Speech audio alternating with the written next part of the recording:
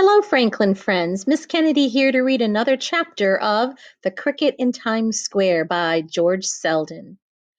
We left off in our story when Chester was chirping out popular music, music that other humans would know about, that he heard from the radio.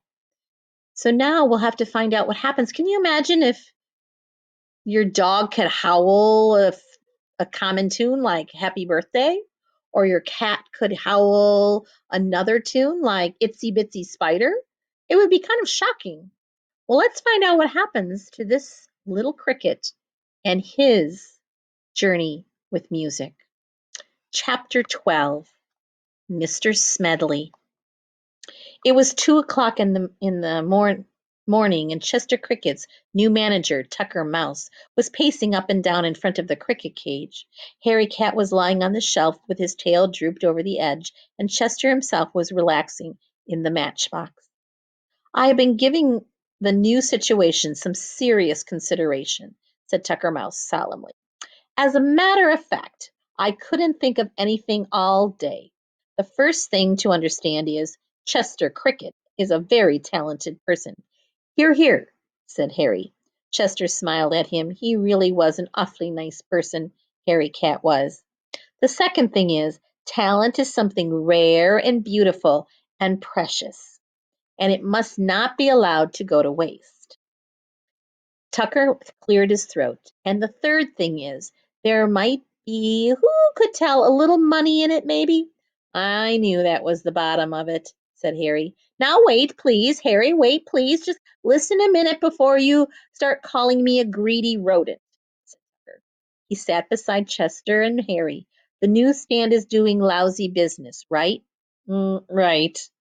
If the Bellinis are happy, Mama Bellini wouldn't always be wanting to get rid of him, right? Right. She likes him today because he played her favorite songs, but who can tell how she might like him tomorrow? And also, I'd like to help them because they've been very good to me, put in Chester Cricket. But naturally, said Tucker. And if a little bit of that reward of success should follow its way into a drain pipe where there lives an old and trusted friend of Chester's, well, who's the worse for that? I still don't see how we can make any money, said Chester. I've worked out the details, said Tucker. But this I can tell you. New York is a place where the people are willing to pay for talent. So what's clear is Chester has got to learn more music.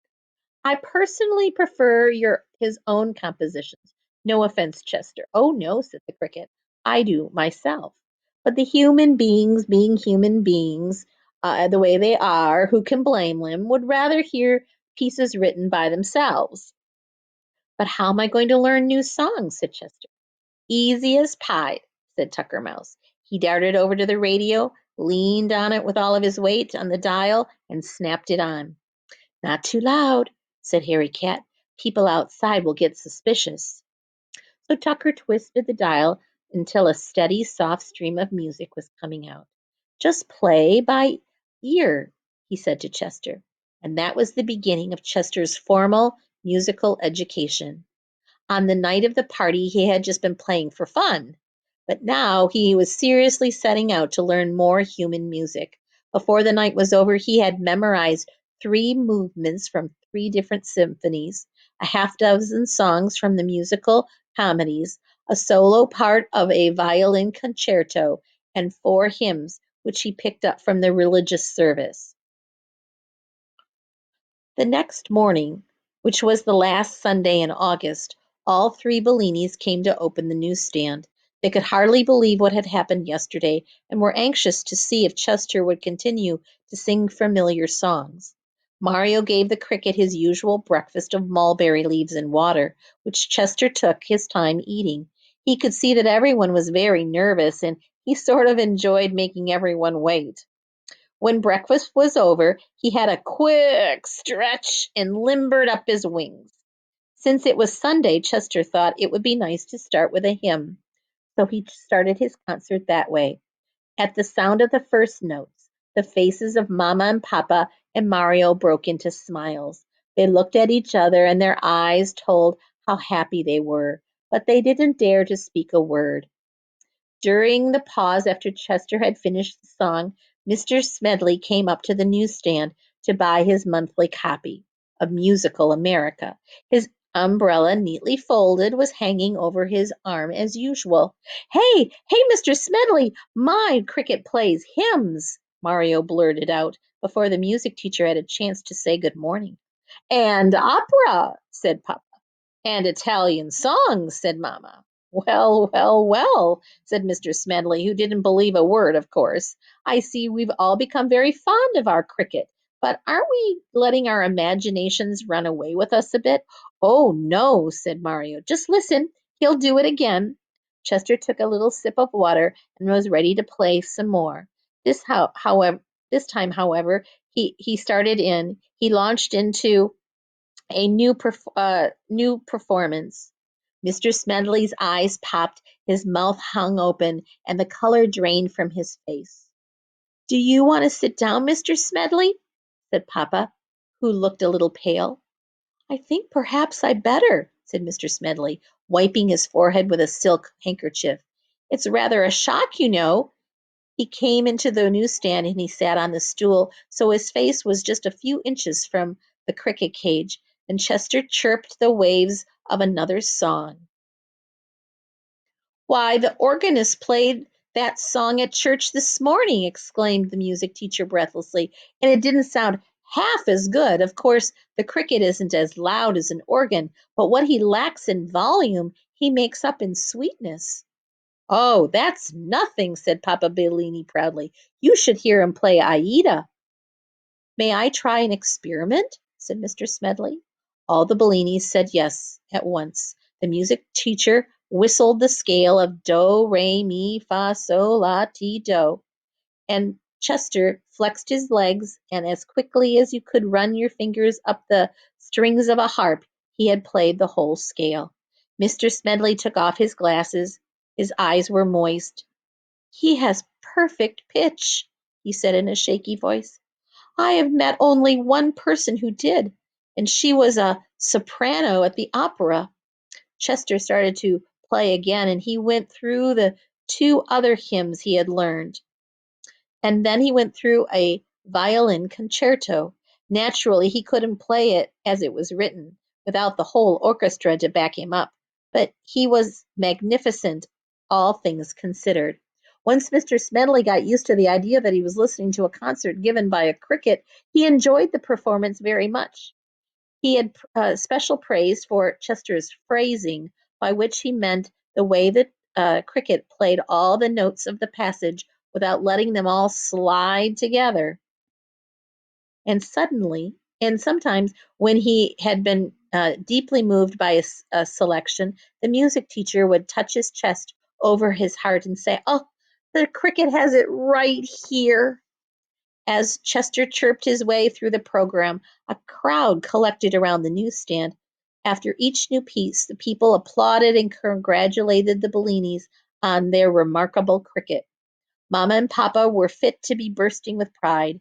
Mario was very happy too. Of course, he had thought all summer that Chester was a very unusual person. When the playing was over, Mr. Smedley stood up and shook hands with Papa, Mamma, and Mario. I want to thank you for the most delightful hour I have ever spent, he said. The whole world should know of this cricket. A light suddenly spread over his face. Why, I believe I shall write a letter to the musical editor of the New York Times, he said. They'd certainly be interested. And this is the letter Mr. Smedley wrote. To the music editor of the New York Times, and to the people of New York. Rejoice, O New Yorkers, for a musical miracle has come to pass in our city. This very day, Sunday, August 28th, surely a day which will go down in musical history. It was my pleasure and privilege to be present at the most beautiful recital ever heard in a lifetime devoted to the sublime art, music, that is. Being a musicologist myself and having graduated with honors from a well known local music school, I feel I am qualified to judge such matters. And I say without hesitation that never has such strains been heard in New York before. But who was the artist? An eager music lover will ask. Who was it, perchance? Some new singer just lately arrived from a triumphant tour of the capitals of Europe? No, music lovers, it is not. Then it was some violinist who pressed his cheek with love against his darling violin as he played. Wrong again, music lovers. Could it have been a pianist with sensitive long fingers that drew magic sounds from the shiny ivory keys? Ah, music lovers, you will never guess. It was a cricket. A simple cricket, no longer than half of my little finger, which is rather long because I play piano, but the cricket that is able to chirp operatic, symphonic, and popular music. Am I wrong, then, in describing such an event as a miracle? But where is this extraordinary performance? Not in Carnegie Hall, music lovers, nor in the Metropolitan Opera House. You will find him in the newsstand run by the Bellini family in the subway station at Times Square. I urge, I implore every man, woman, and child who has music in their soul not to miss one of his illustrious, nay, his glorious concerts. Enchantingly yours, Horatio P. Smedley. P.S. I give piano lessons. For information, write H. P. Smedley, 1578 West 63rd Street, New York, New York. That's the end of the chapter. Wow, Mr. Smedley really liked his concert. And with his letter in the newspaper, who knows what's going to happen? We'll have to find out next time. Well, until then, take care. Bye for now.